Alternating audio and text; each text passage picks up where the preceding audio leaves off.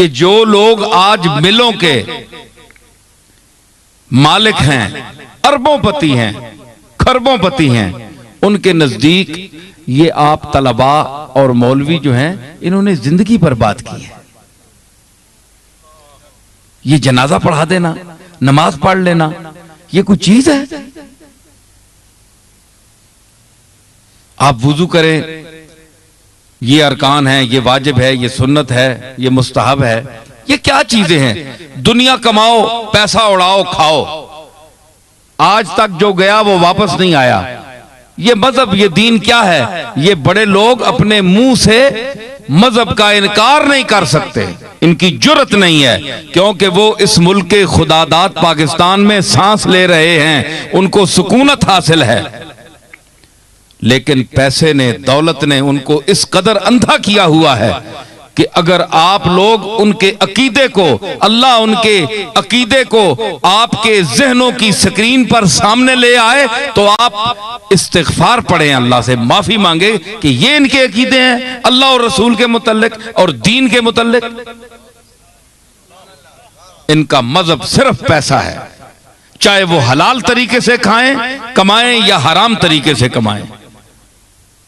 تو جتنی طاغوتی طاقتیں ہیں، اس کا سربراہ امریکہ ہے اور دوسری طاقتیں ہیں، یہ پیسہ اور دولت وہیں سے آ رہا ہے، اور وہی چاہتا ہے کہ دین اور اسلام جو ہے وہ پنپ نہ سکے، اور کبھی کس کو لڑا دیتا ہے، کبھی کس کو لڑا دیتا ہے۔ تو اس کا مطلب صرف قوت حاصل کرنا اور پوری دنیا پر حکومت کرنا ہے اس کا مقصد۔ اب ان کے ساتھ جن کے رشتے ہیں، جن کے رابطے ہیں، جن کا دین، مذہب، اللہ، رسول، پیسہ ہے، دولت ہے، وہ صرف پیسے کو سب کچھ سمجھتے ہیں۔ ان کے نزدیک نہ کوئی مسجد ہے، نہ کوئی اللہ ہے، نہ کوئی رسول ہے۔ ہاں، جب مصیبت آ گئی، جب موت کا وقت آ جائے گا تو وجوہ یومئذ ناظرۃ الی ربھا ناظرہ، تو اللہ نے فرمایا کہ وہ لوگ کچھ چہرے ہوں گے جو کھلے ہوئے تر و تازہ ہوں گے اور اپنے رب کی طرف دیکھ رہے ہوں گے کہ ہم کس کی طرف جا رہے ہیں، ہمارے سامنے کس کا جلوہ ہے، کس کی تجلیات ہیں۔ ایک وہ طبقہ ہوگا، تو یہ میرا خیال ہے وہ غریب طبقہ ہوگا، وہ مسکین طبقہ ہوگا جس کو زندگی بھر قوت لا یموت، اتنا کھانا کہ وہ زندہ رہ سکیں، اس سے زیادہ ان کو میسر نہیں آیا، اور عبادت میں مشغول رہے، مسجد کی خدمت میں مشغول رہے، قرآن خوانی میں مشغول رہے، تو ذکر و فکر میں ان کی زندگی گزری، لیکن غریب تھے۔ تو فرمایا وجوہ یومئذ ناظرۃ الی ربھا ناظرہ، تو وہ تر و تازہ ہوں گے، کھلے ہوئے ہوں گے، ہے جی۔ اور بقول علامہ اقبال کے نشانے مرد مومن بات و گویم، مسلمان اور مرد مومن کی میں تجھے نشانی بتاؤں کہ مرد مومن کون آتا ہے؟ جو مرگ آیت تبسم بر لب اوست، جب موت آتی ہے تو امواج تبسم اس کے ساحل لب پر کھیلتی ہیں، مسکرا کر جان دیتا ہے، حشاشی بشاشی کے عالم میں مرتا ہے، اپنے جان آفریں کے سپرد اپنی جان کرتا ہے کہ یہ تیری دی ہوئی چیز تھی، تجھے واپس لوٹا رہا ہوں۔ انا للہ و انا الیہ راجعون، ہم اللہ کے ہیں اور ہم نے ایک دن اللہ کی طرف لوٹ کر جانا ہے۔ یہ وہ آدمی خوشی سے جا سکتا ہے جس نے دنیا کو مسکن نہ بنایا ہو، ڈیرا پکا نہ جمایا ہو۔ جس نے، میرے دادا حضرت بابو جی رحمت اللہ علیہ مسافر چند روزہ خود کو لکھتے تھے، تو اس کا مقصد کیا تھا؟ ہم بھی کسی دور میں سمجھتے تھے کہ یہ کیا بات لکھتے ہیں، تو عقل نارسا تھی، سمجھ نہیں تھی۔ تو جب سمجھ آئی تو یہ دیکھا کہ ان کا حرف حرف سچا تھا۔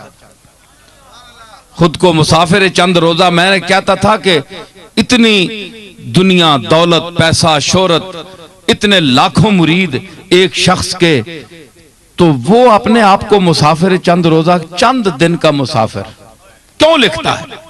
یا تو غریب ہو نا، کھانے پینے کی کوئی چیز نہ ہو، کوئی پوچھنے والا نہ ہو، تو پھر تو انسان، سادی کہتا ہے نا، تواضع ز گردن فرازاں نکوس، گداگر تواضع کنت خوے اوست۔ عاجزی اور فروتنی جو ہے یہ بڑے لوگوں سے جچتی ہے، ان کو اچھی لگتی ہے۔ اگر کوئی بڑا آدمی، دولت مند، عزت والا، جس کے دنیا ہاتھ چومتی ہو، لاکھوں اس کے جوتوں میں بیٹھنے کو فخر سمجھتے ہوں، وہ اگر کسی سے عاجزی یا تواضع کرے یا کسی کو بلا لے یا پوچھ لے، تو اس کا یہ عمل جو ہے اس کے لیے زیور ہے، زینت ہے، کہ اس کو اس کی محتاجی نہیں ہے۔ لیکن گداگر تواضع کنت خوے اوست، اگر مانگنے والا، منگتا جو ہے، وہ کسی سے لجاجت کرتا ہے، عاجزی کرتا ہے، تو یہ تو اس کی پرانی جدی پشتی عادت ہے۔ اس کو تو ٹریننگ دے کر بھیجا گیا ہے کہ لجاجت کرے گا کوئی تو کوئی بولے گا یا روپیہ دے گا یا پیسہ دے گا۔ تو میرے دادا کو کیا حاجت تھی؟ اللہ تعالیٰ نے ان کو بڑا ہر طرح سے کرم کیا تھا، لیکن ہمیشہ فرماتے تھے مسافر چند روزہ۔ تو مطلب یہ تھا کہ میں نے اس دنیا میں چند دن رہنا ہے، اس کے بعد میں دنیا سے چلا جاؤں گا۔ مبشرہ ہاتھے بیٹھا، ہاتھے بیٹھا، سمجھ آئی؟ تو چند دن رہنا ہے، تو اس پر فخر کیا کرنا؟ یہ چیز پیدا کرنے کے لیے، یہ چیز کیا ہے، یہ عقیدہ کیا ہے، یہ چیز پیدا کرنے کے لیے آپ کو اللہ کے مقبولوں کی طرف توجہ کرنی پڑے گی۔